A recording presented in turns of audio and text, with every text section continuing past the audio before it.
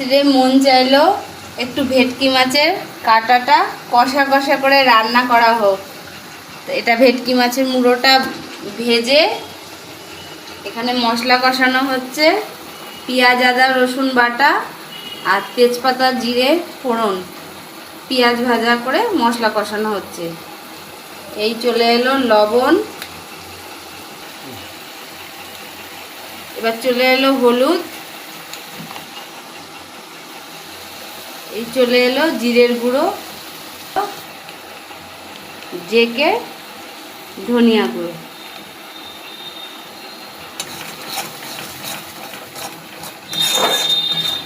মশলার সাথেই কাঁচা লঙ্কা পেস্ট করে দেওয়া আছে।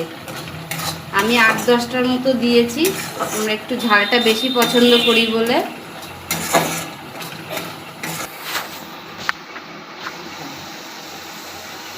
কষানোর সময় 2-1টা চিনির দানা দিলে টেস্টটা খুব ভালো আসে, কালারটাও ভালো আসে।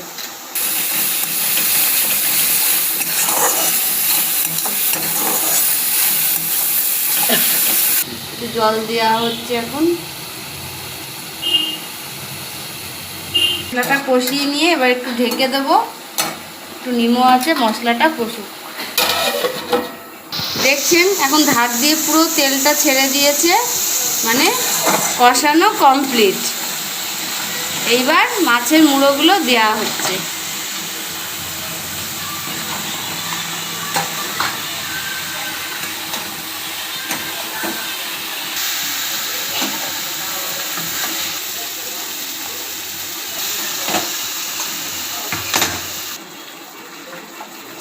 গরম মশলা বাটা দেয়া হলো, গরম মশলা বাটা। নামানোর আগে আমি একটু মাছের মাথায় এরকমভাবে কষা কষা করলে একটু ঘি ছড়িয়ে দিই।